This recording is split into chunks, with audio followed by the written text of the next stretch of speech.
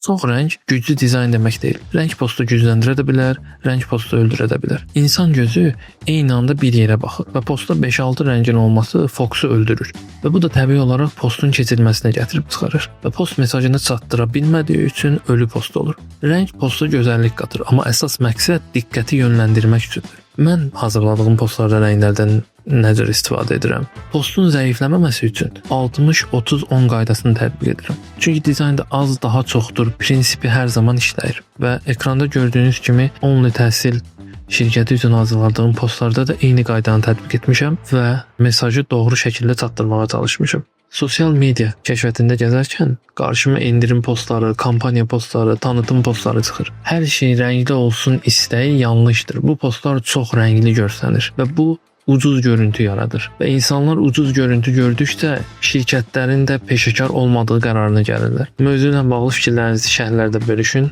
Allaha əmanət. Gələn videoda görüşənədək.